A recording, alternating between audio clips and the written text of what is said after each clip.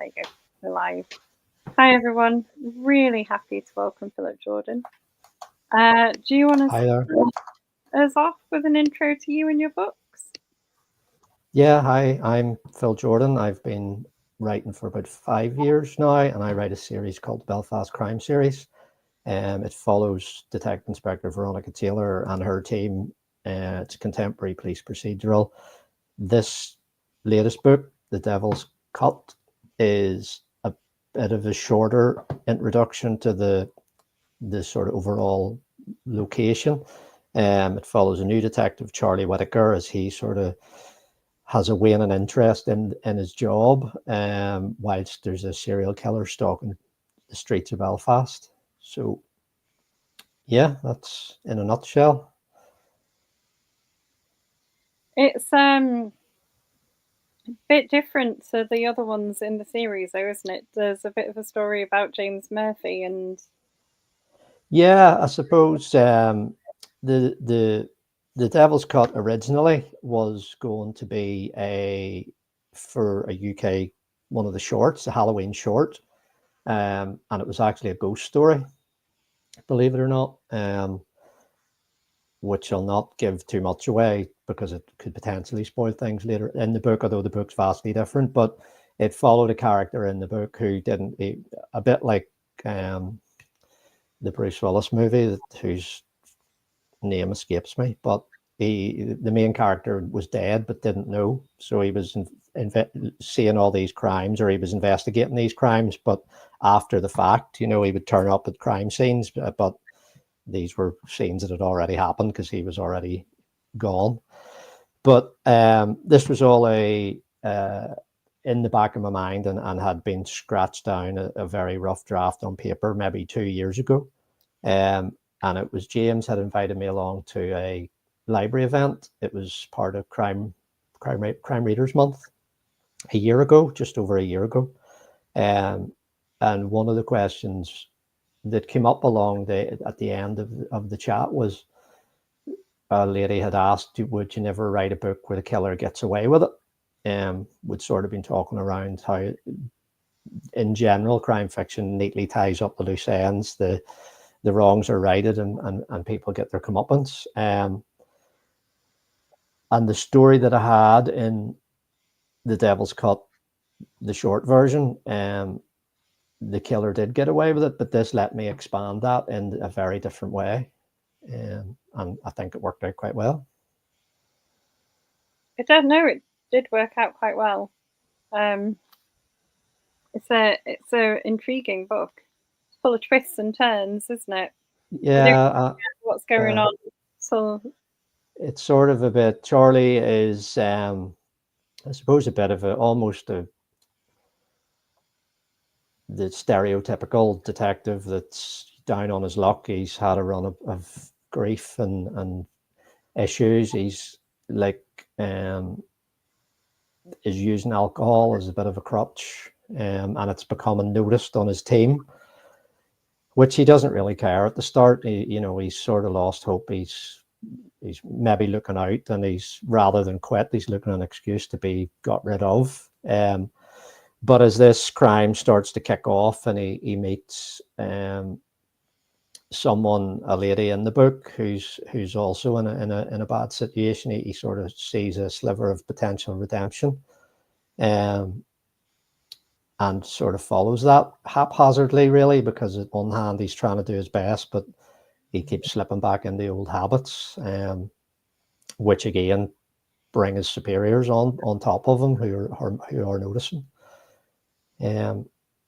But yeah, it goes a bit twisty. You're not sure who we're supposed to be looking at, where the crime's going to end. And yeah, without giving too much away, ultimately the antagonist does get away with it. You've got some hellos from Leslie Field and Laura Hamilton. She's obviously made it back on time. She obviously has, yeah. Hi, ladies. Yeah, Laura's been a great cheerleader for the books from day one. When I think this one took over her favorite position, it was originally behind closed doors. Laura would champion, although she championed them all. But she she definitely lifted me out of a bit of a gloom spot. The first book that came out was a shorter version. I suppose I split my books into Crime Case Files, which are the quicker books between longer novels.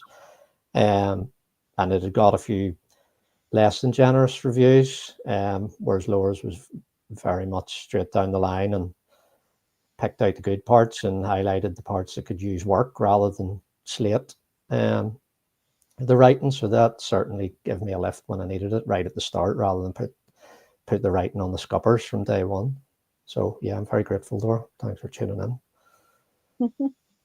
I think everyone needs a champion, don't they? I mean, I've been very lucky in finding UK Crime Book Club, because there's a lot of people in the group who are really generous with promoting me and commenting, you know, when people are looking for good books or new books or new authors that they haven't heard of. And with me being an independent, they don't have that big marketing engine behind me. So word of mouth is very, very important. So the likes of Laura and Steve, Maureen Webb, James especially, who's really dragged me along to a lot of events and give me sort of support and guidance along the last 5 years has been great. I've been very grateful. Yeah, they're all great. People you've listed. Yeah, no, they are, bro. I like your covers framed behind you. That's a nice. Yeah, that's just a wee kind of to keep me motivated. So yeah, they just sort of all. It all started, I suppose, it was one of those ones. This is I work from this office, but it wasn't always. But there was a seat opposite me now. But whenever I was writing the books and the books were still in my head and in works in progress, I printed covers out and wrapped books in these covers, so it looked like there was a genuine finished book sitting on the desk. So it was sort of a subliminal trigger that there's it is finished, it's actually here in real life, and it sort of motivated me to keep going. So that was just one of the tricks I used to calm myself and that I could actually write a book. Laura's saying that you got her out of a horrific book slump. Between Devil Cut and Claire Whitfield's books, she had a book hangover she's just getting out of. Oh, that's twice, because I think the Code of Silence, I think, dragged her out of a bit of a rut as well, which was good. So it's good. I'm glad there's sort of one of those, I think, you know, if Laura feels that I put a book out or there's one of my books coming, she knows that she'll enjoy it, you know, and be sort of swept along. I suppose it's that comfort thing. She sort of will know the area, with Laura being from here originally, and it'll be a wee bit of sort of a taste of home, but she's with familiar characters, albeit this one's slightly different, although some characters do transfer in towards the end of the book. That's an interesting thing, because I'm sure we've talked about this before, but there isn't that much kind of Northern Irish crime writing, is there? There's like you and James, but you're kind of you two are leading the way a little bit. I think probably we're the ones that are maybe out, maybe a bit vocal in it, or we're there. But certainly it was remiss of me to think when I started writing, I know I would like to write, you know, there's so much regional crime. There's Scotland's well taken care of with Tartan Noir. There's loads of stuff in Wales now with, you know, Simon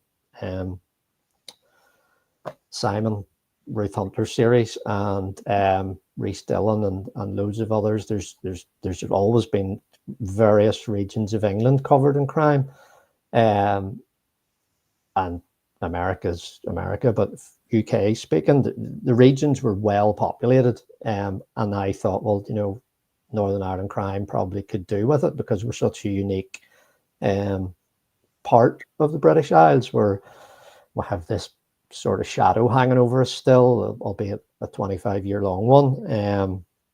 We've still got police who are armed day and daily, and with all these factors. And it was only when I was really into the weeds of it, and the books were maybe out, that I realized there was James, but there's, you know, the originals would have been Adrian McKenty, who done a Sean.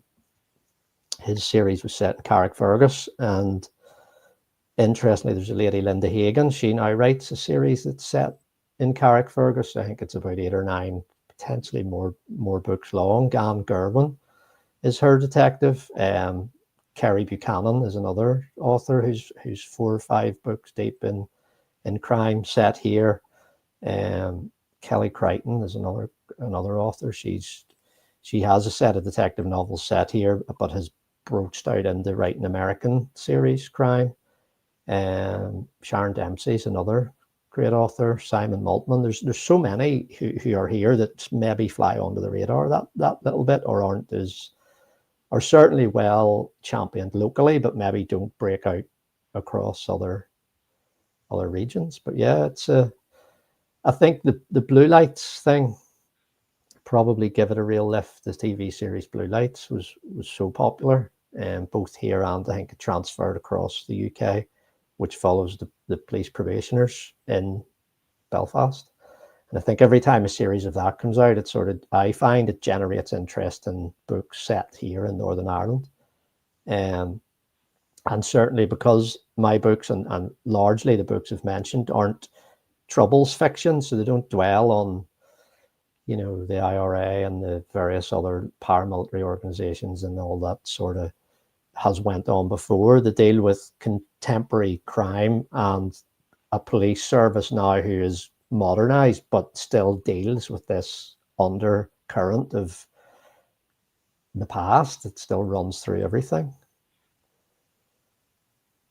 Yeah, I was going to mention that they are a modern series, and that's interesting because you're sort of reflecting what Belfast is like now, which again is probably quite an education to a lot of people coming to the series. Yeah, I think hopefully, I know one of the criticisms I think of Code of Silence was that it was a long book, albeit on the flip side of that, any reports I've had is it reads very quickly for a book that's 600 pages long. Code of Silence reads quite quickly, but because it's short chapters and it's chopping between. But I think for me, with Code of Silence, what I needed to do in that book was introduce, I suppose, different sides of the conflict that was and what that has morphed into in criminality and organized crime now, but also show how far, in some instances, Belfast has moved away from being a trouble spot and a blight, a modern, thriving sort of contemporary city that, a Liverpool or a Glasgow or anywhere. It's just we have this, and I suppose all big cities have it. There's organized crime, there's gangs, there's all sorts in all cities. We just have this sort of underlying, still, rightly or wrongly to say it, that this underlying tension, especially around this time of the year at the 12th of July and stuff, where you've 2 communities that are still not wholly integrated. Albeit it's not in your face, it's just at times there's that tension. I mean, this week there was a kids club to take place, a summer camp, that was cancelled because one side, the Gaelic Athletic Association, were bringing children to this community centre sports ground to take part in cricket during the summer, but it was in a mainly loyalist area, and there was complaints and conflict, and the whole thing was cancelled, so that there was no loggerheads. But I mean, unless kids grow up together and enjoy each other's company and they know no different, it's how, and more integrated schools here have definitely helped, but there's still, as I say, a definite border at times across the city. So my books got to reflect how the police deal with crimes that don't reflect, they don't worry about, where crimes don't, they're not stopped, they don't stop at a border, but how they're dealt with on these interfaces is challenging. Laura says that Steve Cavanagh apparently got told not to write about Northern Ireland as nobody would want it. Yeah, I've heard publishers the Royal Publishers, the sort of the I'm sure Steve, who again is from here but writes his Eddie Flynn series set in New York. I had heard both him and probably Adrian McKinty were both told, don't be right. If you want to write, that's great, but don't be writing about Northern Ireland. No one has any interest, which I think is unfair. And I think hopefully the likes of myself and James and those other authors have shown that it is a region that has a story to tell, and it's a complex and entertaining. You can't form a complex and entertaining story without shoving political messages or dwelling on what happened in the past, you know. But yeah, I don't know where that has come from, but certainly I don't agree with it, and I think probably the success of Blue Lights, which have won BAFTAs and loads of nominations, the likes of, there was a series of Marcella was set in Northern Ireland as well, so I think there's Northern Ireland has a place, I think, and it doesn't have to be a one that dwells on the old caricatures of what came before.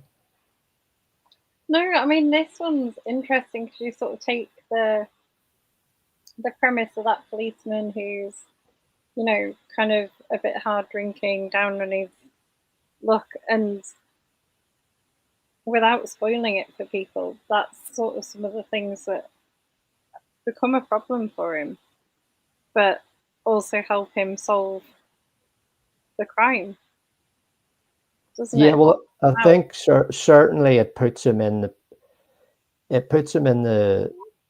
I guess when we first meet Charlie, they're in the briefing, and they're being briefed on what has happened. So there's been a spate of 4 murders, and each of these killings, there's two men and 2 women have been killed, and they've been strangled by barbed wire, which is sort of I guess a significant item across Northern Ireland. That all, you know, there was the barbed wire barricades, there's still the peace lines, and there's still barbed wire that segregates things. So the barbed wire sort of represents that division and that sort of split, I suppose, between Charlie wanting to do what's right and wanting to just forget the world and drink himself into oblivion.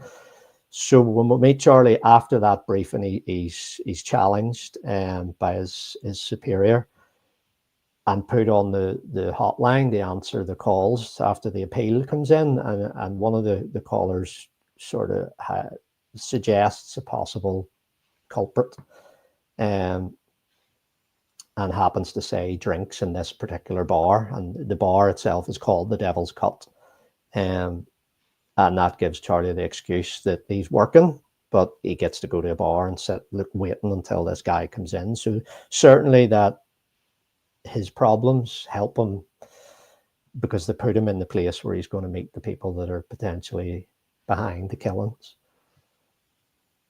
But his problems also make him not the most reliable. No, I think that's it. He's not the most reliable, and he's not reporting back. I think once he gets this idea in his head that he needs to, he becomes a sort of half and half. He thinks, I can find redemption, but I need to prove to myself that I'm worthy of. I think guilt ultimately comes into it, that Charlie's guilty, that he's left his post. These people have been killed. He hasn't really done anything to help solve the case. And then he decides that maybe he will try, but ultimately he tries to stay on the straight and narrow, but because of the location he's in and the what's dangling in front of him, he slips back into old habits. Doesn't report back, but not through ill intent. He just wants to sort of prove to himself and make sure he's right before he tells people, which, as things pan out, wasn't the best idea for him. It's quite a macabre way of killing people, barbed wire. Yeah, well, again, it was a method of murder in the Troubles that if you were a grass or a tout or you told or you were a telltale, they would have they would have generally strangled you with barbed wire and then shot you and left you on the waste ground as a message. It was a method of sort of torture and punishment, and a message as such during the Troubles that would have been. So yeah, it's not the nicest way to go, I wouldn't imagine. But like you said, it's probably untraceable weapon. Well, that's it. I mean, that was the part of the deal in the brief is where do we find this stuff, but it's available at any builder's merchants or builder's yard, or it could be cut off an existing fence, and it's I suppose Charlie stumbles upon a potential stash of this stuff, and that it highlights someone that he's already suspicious about. So it further empowers him to try and prove his point that he has still got what it takes and he can solve this case. Steve is saying hello to both of us. Look, Steve, good to see you here. Hear you. It means he's not over for Harrogate, I'm guessing. Well, you never know. You could make it a surprise pop up. Steve's good for a surprise visit. He really is, yeah. One of my favourite Harrogate memories is coming across Steve there unknowingly. Yeah, I think a lot of people were shocked just to see the photos come out, and all of a sudden you've seen this very familiar silhouette almost. But yeah, it's good. Yeah, he's a bit of a legend, Steve. He is, and he's been great with me again from day one. He's been so generous with his reviews and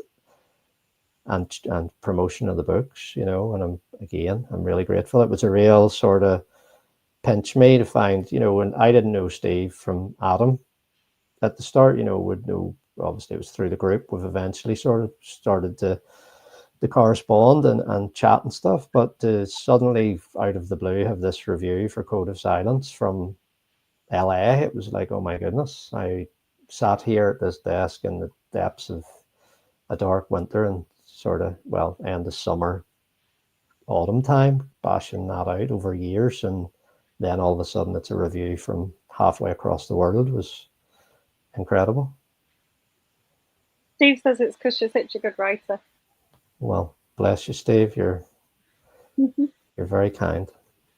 So this one, The Devil's Cut, it's part of the series, but doesn't feature as many of the main characters that we've come to know and love. No, I suppose The Devil's Cut was a way of getting me back into writing. I had this idea originally, and it was going to be a short for the scary shorts for Halloween, this ghost story premise one that I had. So it was trundling away in the back burner. I had been working on the next book in the series, which is called No Going Back, which follows directly on from the events that finish in the Crossed Keys. But it got into a bit of a slump, a bit like Charlie. And I guess a lot of what happened and what is in this book was maybe sort of self-reflection, that I was in a job that I wasn't really enjoying, and I was spending a lot of time in it. There was a long commute. I was away from home for quite a bit, and I'd slipped out of the routine of writing. And then we'd had a few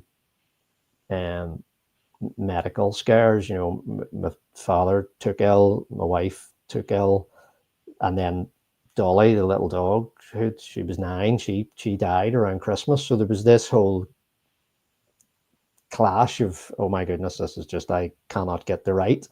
And then it's over a Christmas period, this kind of started to tick away in the back of my mind and develop again. And that's what got this book writing. It wasn't so much, it's certainly set within the city, and it's set within the police force. There are characters in it that have been in the other books, but it is a standalone as such. Although the other case files sort of all sit standalone too, Behind Closed Doors, Into Thin Air, and The Devil's Elbow are all stories that start and finish and close off the crime or the investigation in that sort of one episode, if you want. Whereas when we get into the Code of Silence, The Crossed Keys, and No Going Back, it's a much larger narrative arc across 3 books. But again, they're standalone, but not in the sense that The Devil's Cut and the Crime Case Files are. Would you do more sort of things like this one, more standalones, like Devil's Cut? Do you think? I think I suppose the idea that I had at the start was to do a novel. So, in the great mind that I had, I would write a novel, and it would take me a year to write a book. And then between books, I would write one of these smaller case file books, which is what happened with Code of Silence. I'd written Code of Silence, and it was going through pre-publication route. So it was with readers, it was with an editor, and such and such. And that was when I had written Behind Closed Doors and the other short book, Agent in Place, which is a sort of military thriller. And those 2 short books followed the 2 of the characters in Code of Silence. So that's where this came from in my head, that I would write a book, and then I suppose the shorter case file book, standalone story as such, that it just so happens in this case is within the universe. It's in the city, it's in the same police force, in the same jurisdiction. That would just be a palate cleanser, if you will, so I wasn't constantly in that route of the one book or the one story and all those characters. So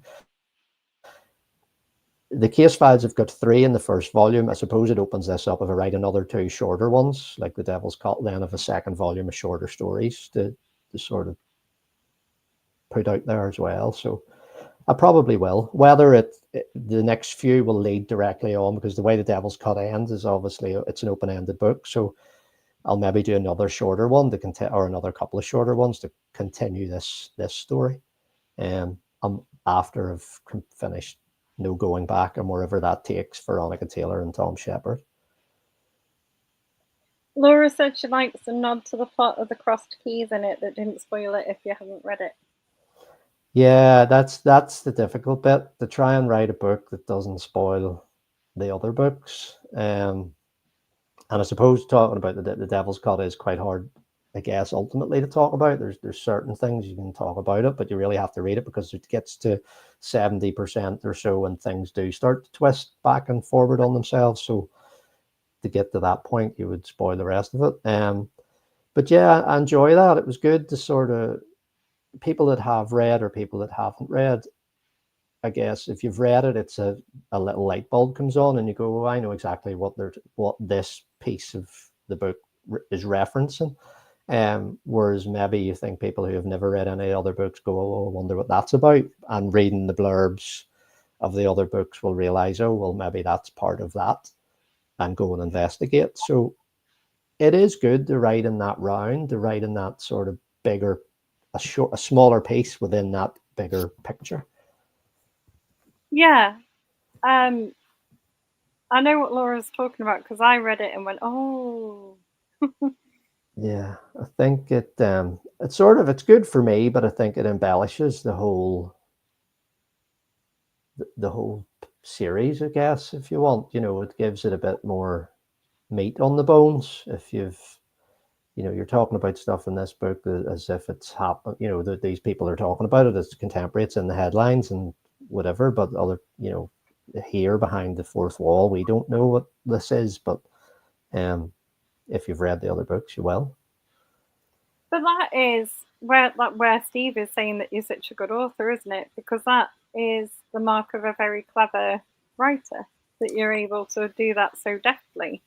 Well, bless you, but there was an event just outside Belfast, and the conversation came up about plotters and pantsers, and for the first many years of me trying to write, I was by the seat of the pants and wrote many books and things into a corner. But now I have this amazing spreadsheet that just has people and places and dates and things and relationships and all sorts. So it's there for me. No one sees it but me. And I have the sort of place cards that have been scratched down and put up on. There's a wall to my left that just takes, it's a beat sheet wall. It's just the books are plotted out on post-its and cards, and it plots it all out. So I have all that information now. So at times with the spreadsheet, it's relatively easy to understand where things have been and where people are, but I could never do it without that level of the initial plan, which I only stumbled across. It was we've maybe talked about this before. I've certainly talked about it with different people before. It was a screenwriting book that I fell on, that laid out loads of different movies that I had seen and explained how these different story beats form the arc of the story. And just something switched at that point, and then I was able to understand how a book goes together. And keeping that in mind and all that information that I've built up, I suppose, helps when it gets to this, that you're already immersed because it's kind of my world, if you know what I mean. This is my imagination that's gone onto the paper, but so it's all there in my head anyway. It's just sometimes those wee reference points I do think flesh out or build, as I say, embellish the story, whether the reader knows it or not.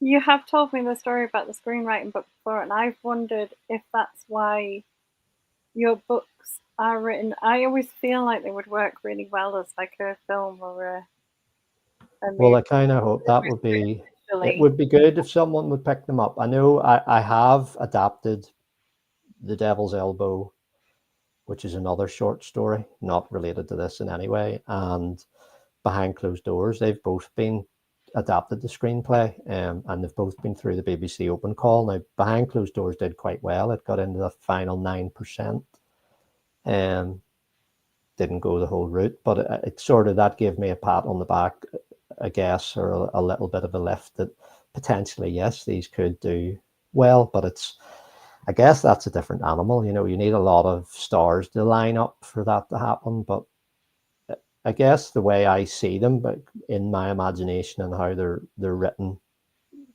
I do see it quite visual when I am writing. So I kind of do see these scenes, and I think whenever you go back and you take the book apart, and you do adapt it to what it would look like on screen or how it pans out on screen, I think it's a little bit easier for me. I'm reading a quote from Steve, who said he was about to ask you how you keep your intricate world organized. He thinks that's what he likes about your writing. It has that energy of writing straight to the page from inspiration set in the real, highly structured world of Belfast. Yeah, I mean, there's a lot of inspiration around here. So, I mean, you don't have to go far to find inspiration, be it inspiration from the front page of the paper today or from crimes in the past, as we mentioned, the sort of barbed wire killings of the Troubles.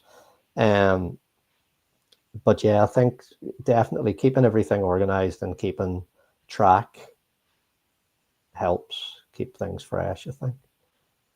Do you feel like that's why there wasn't kind of writing set around Belfast and things for a while, though? Do you know, I think some places that have, I'm thinking like I live in Leeds, which is obviously very well known for the Yorkshire Ripper. And if you've grown up around here or you've got family from here, it's still a very real and... I would imagine if you set a serial killer thriller there, it's going to be, I suppose it's a bit different because it's hard. I mean, they're very different reasons. Yeah. What I'm saying, but like, I think you're kind of still writing about stuff that happened. Maybe that's why you're avoiding things like the Troubles and setting it contemporary. Is like you don't necessarily want to reflect on the darker past of this.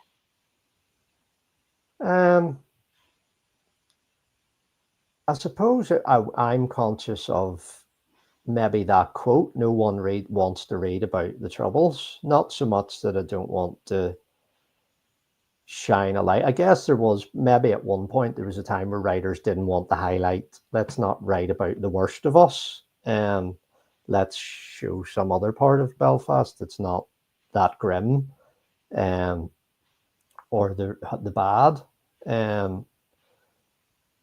or perhaps, as you say, they didn't want to shine a look in the mirror of what had happened. I would like to think probably some of my books kind of still show that part of where we came from and why it's still about. And I think sort of some of the criminals in certainly Code of Silence and across into the Cross Keys are certainly people that have come from there. That has shaped them, and it certainly shaped some of the police officers. But I just think the time of writing about 80s Belfast might have passed. Although Disney did that series Say Nothing that was on quite recently, and it followed, it was pretty much set then and has been pretty successful. So maybe there is an appetite to take a step back into the past. I've probably said before, I have an idea where I would like to do a dual timeline book, a timeline book that is partly set there, maybe following Doc McPherson and Veronica's dad, who were colleagues in the Troubles. And whatever happens then has real world repercussions in now contemporary. But I haven't worked out how I would blend those two timelines or what that sort of crossover story would be. But I think that could be I wouldn't shy away from taking a step back into that era. I think it's the joy of the world you've created, isn't it? That the world's your oyster with it a little bit, because you've got this rich cast of characters that even when you're writing something like The Devil's Cut can sort of still be within the world, but have that's good. Still be an enjoyable book. As long as the readers like it, as long as it's not too far different or removed, and it's because that is the danger, I think, of a standalone. If you get used to someone that writes a particular set of novels and then all of a sudden they pull out something totally left field, you go, oh, well, where is my comfort zone here? You're sort of taking them somewhere different. Whereas this, I think, as we talked about at the start, has that familiar feeling. And as the book progresses and you see a few different new familiar faces, then it does work quite well. Laura's saying that there was an Australian author, Shelley Burr, who had to change the UK name of her second book due to it being too close to the Yorkshire Ripper. Oh, really? But I think there is there is people exploring that sort of era of Yorkshire now, and then maybe there's enough time has passed that you can. Yeah, well, I mean, I know Sharon Dempsey wrote a book, Who Killed or Who Took Eden Mulligan is what you call the book. And it was a contemporary police procedural, but it was about a woman that was disappeared back in the Troubles, which has parallels with, again, that Say Nothing TV show where Jane McConville was a mother of 7 that was taken out of a flat and her kids and no one ever knew where she went or what happened to her. So there's people that's doing that now. Sharon wrote another book about it was a rape case, which was pretty sort of, there was one here very similar. Certainly my book In the Thin Air has a parallel. There was a whole lot of years ago, there was a guy went out on his mountain bike here, well loved, well respected, took a ride out in his mountain bike one Sunday morning, and his bike was found at the edge of a forest, and he's never been seen since.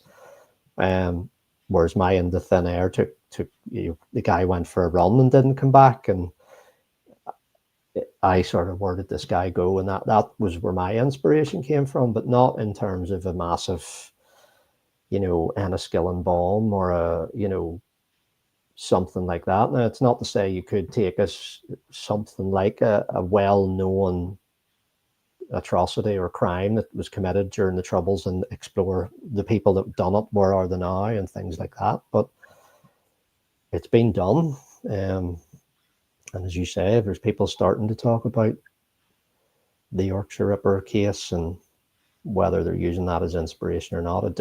I don't know where that sits with me, because it is so fresh in communities and families, Yeah, I read a book last year by someone who'd written it was set sort of in that era, but not about that person.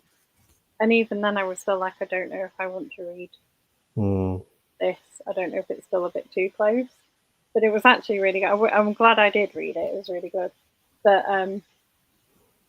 yeah, I think I often feel like that when I look at things. I think there can be a fine line of drawing inspiration from something and being conscious that there's, you know, maybe still people that are suffering day and daily because of that particular crime. So yeah, I try not to. All the stuff that happens in my books probably happens. Certainly in the Cross Keys. I mean, it deals with institutions and abuse and a lot of stuff like that, which historically did happen. Potentially, probably not in the way that I've put it, but again, there's sometimes truth is stranger than fiction, you know. It's always very well handled in your books, I think. So you take it enough away from, like you said, it on truth. I guess it's not. I don't generally. I wouldn't be a fan of really gratuitous, you know, violence, and so whether I lead it up and heavily hint at it, I don't think, you know. I suppose again, from a TV point of view, you don't need to see. You can see someone bringing the knife down, and your mind takes you to what's happening. You don't need to get the whole 360 pan view of what's happening. So yeah, it can be hinted at, it can be sort of glossed over, or but I think, yeah, I wouldn't be a fan of total gratuitous violence for the sake of it, just as a shock factor. I think it can be handled. Sometimes less is more, I guess. I was just going to say that. I often think the things that are the most suspenseful and horror sort of raising and, you know, hair tingling in your thing are the ones where you have to provide the imagination a little bit. Yeah, you have to picture it yourself. I think that is, and that's probably part of it. Yeah, I mean, you can lay it all out for someone, and it becomes just a slasher movie type experience. But I guess I would like to think that in some of the things that I've done, people might go away and look into stuff or think about stuff, and then I guess that's where the conversation opens up about potentially things that have happened here in the past or crimes that have happened elsewhere. When you start to think about it, you know, where is the line here of truth and fiction? And certainly I've read plenty of books where I've went exploring afterwards. The narrative sort of fed you a few things and you've went down the rabbit hole and been amazed at what the truth of it was.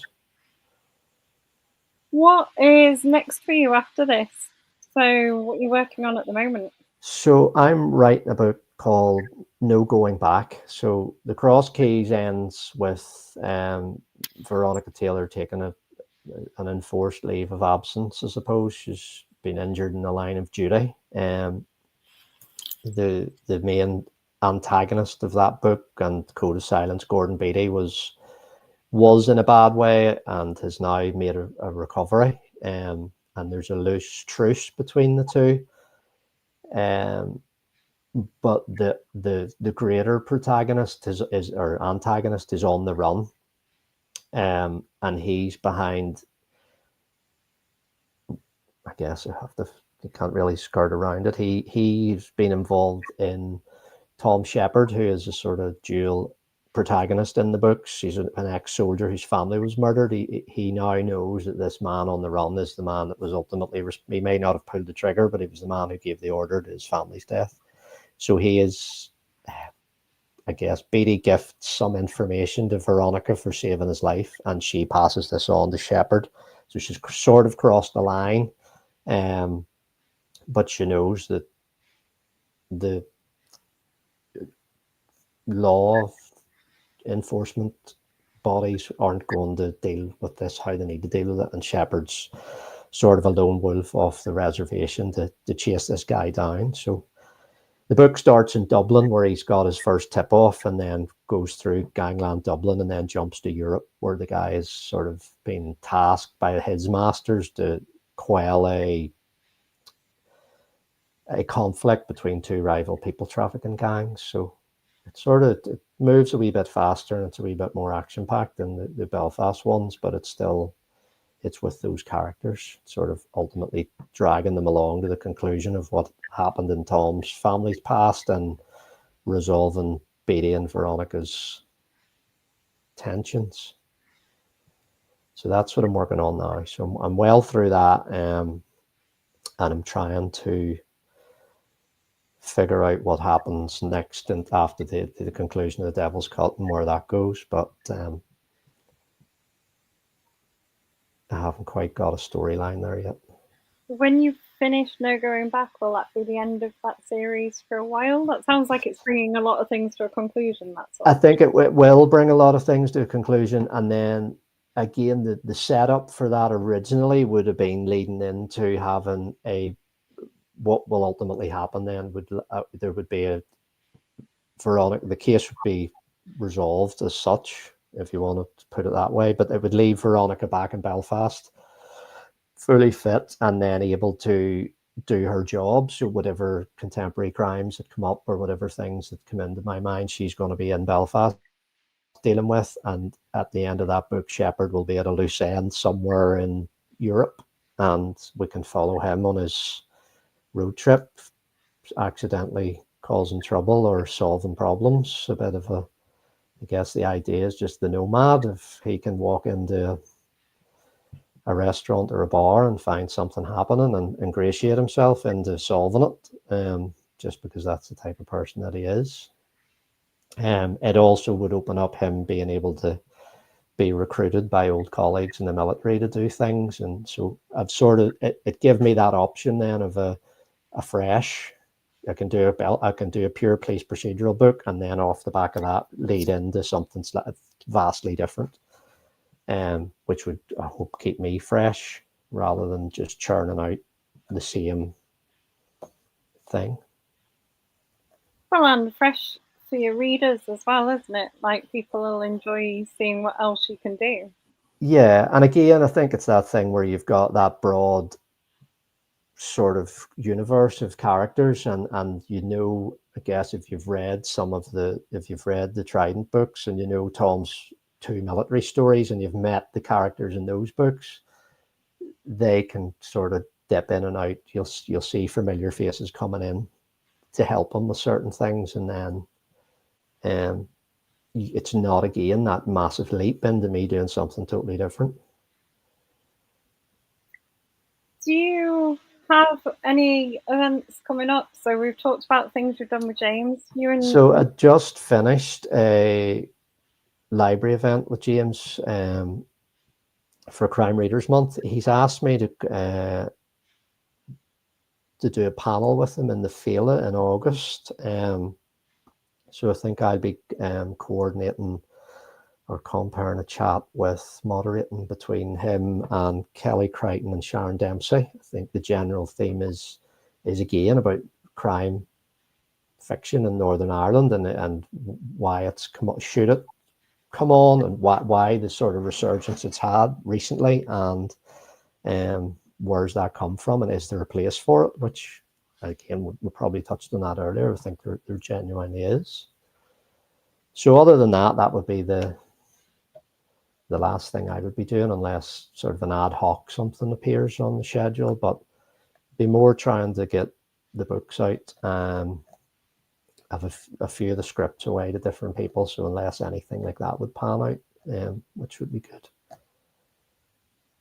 Would you, if the scripts did pan out, would you want a role? Would I want a role, a random? Yeah. Do you see yourself? Guy at bus stop. Yeah, I think you would maybe wouldn't you? Yeah, just I think Lee Child done plenty of them in most of those films, didn't they? Or Stan Lee certainly did in the Spider-Man or those kind of movies where you were just the random guy at the hot dog stand, or something. The guy that gets soaked at the traffic lights when the police car races past the puddle, something. Yeah, maybe. Terry Pratchett always used to appear in his as well. Oh, did he? Yeah, I suppose if you could fit it in. Didn't they make Lee Child sit down there in the ones that he was in because he was taller than Tom Cruise? I probably did. I can see him as an airport security guard or something, but yeah, maybe he was behind a booth or something. Yeah. Just Yeah. think quite a tall fella, isn't he? Oh, he is. Yeah, by all accounts, he's well over 6 foot anyway. A lot taller than me.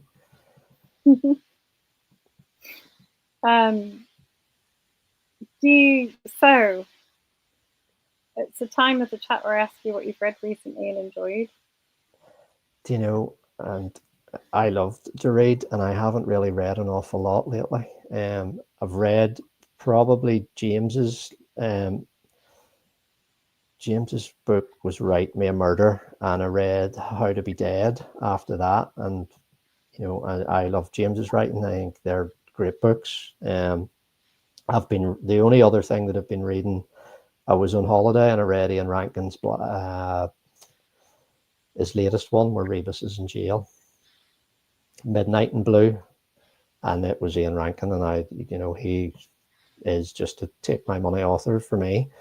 And I'm reading an advanced copy of a guy, Shannon Hamilton, SDW Hamilton. He's again another book set in Belfast. It's a private investigator, Jacob Kincaid, and he's partnered up with a podcaster. And I'm reading it, and it again is a great book. It just takes you on a whirlwind around Belfast. They're investigating crimes that happened in the past in care homes, and sort of there's a bit of a myth and a nursery rhyme that it sort of links this together. So yeah, that's all. I haven't read an awful lot. I've been sort of very lax in reading because I've been trying to write, and I can't really do the two together for fear of cross-contamination. Fair enough. Steve says you've already caught him with the No Turning Back overview. We can't wait for it. Yeah, well, it's a good 25,000 words in, and we're sort of at the point where Tom's recruiting help from an old friend to get him somewhere that he can't get to with no passport. So yeah, it's working out well. Again, you've sort of with two different international crime families, and with Tom Shepherd causing chaos, and I guess the antagonist trying to, because of the mess that's been left in Belfast, sort of fix his problems by doing this new job. However, it's all being made very difficult. So yeah, no, it's been good, enjoyable writing. So yeah, I'm looking forward to getting through the next 25,000 words. Though I have it all plotted out. It's funny, it's sitting here. It's all on little cards. That's the beat sheet of all the scenes from Act 1 opening scene to epilogue and final image, if you can see that. So they're all there and we're that far through. So yeah, looking forward to keeping going. He's also saying you should consider coming to Leeds in 2026 to talk about your writing at our event. Well, if dates work out and we're going, that would be great. I think there's probably enough. I would probably be able to get enough willing participants to form a panel of Northern Ireland, if that's what a region, if you were doing the regional route. But yeah, certainly. And there's an airport in Leeds. There is, yeah. Fly from the city straight into Leeds. So yeah, it's be handy enough. It's not a good place to land at, though. You have to be. Well, we're not long back from Corfu, and it's the shortest runway, and there's sea on all sides, so it's like a strip of tarmac amongst potential destruction. So yeah, it couldn't be as bad as that, I'm sure. Yeah, you're right then. Though this is high up, has lots of crosswinds and a short.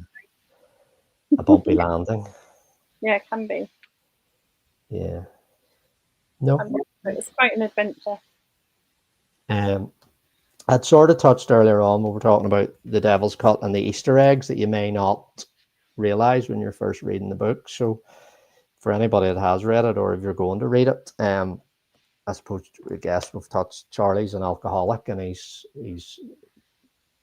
that's where he's getting his oblivion from. But there was a TV series set here called The Fall, and it was only a little while ago I realized that the characters in that series were all named after guitars. So in this book, taking the alcohol as a theme, the teammates on Charlie's teammates, Hinch, Copeland, and Weaver, are all named after local gin. So their surnames are gins, and the victims are all named after different beers. So you have Foster, Carlsberg, Stella McCartney, and McEwen, which is all lagers. And your potential antagonists in the book are Macallan and Highland, which are both whiskies. So it's something there in the book that if you don't realize, they're all thematically alcoholic drinks brought to life. That is, I hadn't noticed that. That's superb. So there you are. You want the quiz question? That's it. And I suppose the running theme that Charlie has told many a time through the book is you need to wise up or the bottle's going to get you. So that's what that's a reference to, the bottle being whether your antagonist is a whiskey. So I just thought it was a clever way of maybe injecting something in that people might not ever notice, but if you do notice it, it hopefully adds a bit to the book. No, that definitely adds to the book. I'm annoyed with myself that I didn't notice. Well, probably because I guess the teammates are all very local Northern Ireland gins, whereas I guess the beers you wouldn't realise. Well, you would maybe if you were. As I say, there's a quiz question for someone someday. It is, I do like a gin as well, so maybe I need to check out some Northern Irish ones. Laura's saying the city of Derry apparently is quite a adventurous place to land as well. Yeah, it's another little runway. Yeah, definitely. We've got a few minutes left. Now you've shocked us all with the knowledge of the Easter eggs. I've dropped that bombshell. Yeah, it was a good one though. Remind people what they're going to go away and buy if they haven't already done so, because it is a fantastic read. So this is The Devil's Cut, and The Devil's Cut follows Charlie Whitaker, who is a down on his luck and alcoholic detective, just the very trope that you would think. However, he's decided that he's going to seek redemption, prove to himself that he has what it takes, prove then to his teammates that he has what it takes, and find this strangler that's stalking Belfast and murdering seemingly random people. It's a short Belfast crime case file. It introduces characters from the rest of the series towards the end, but hopefully gives you a taste of the rest of the books and enough of a taste that you'll maybe dive into the rest of take another trip to Belfast with some of the other books. I think it would definitely make you do that. Little nod to an alcohol reference in the title as well, right? Yeah, The Devil's Cut. So the bar is called The Devil's Cut. And again, as you know, you may have heard the tale, when whiskey's brewed, so when whiskey's distilled, it goes in the barrel, and the barrel ultimately through the distillation process loses a bit of whiskey. And what is often said is that the angels take their share, so a bit of that that distillation is a blessing of the barrel for a good batch. But as the angels get their share, the devil wants his cut, and the devil's cut is when the leakage of the whiskey into the cask of the barrel that's never able to be returned. So that's where the devil's cut also is another reference, alcoholic reference. So yeah, guess a book about an alcoholic with an awful lot of references to alcohol, if you know where to look. Well, you kind of give that one away in the book, which is why I knew that one. Yeah, I think that was It was a bar that was a seedy back street bar in a little estate that probably the guy that owns it needed a name that would fit the reputation. Then Steve's saying it was good seeing the two of you. Thank you, and thanks for coming on, Steve. It's always great to know you're about and listening and reading. And Laura's saying that she highly recommends your series. Brilliant, and thank you, Laura. Yeah, and you, Caroline. It's been great to be on again. It's been another hour that's flown by. Well, you're always very welcome. Thank you. And thanks for joining us.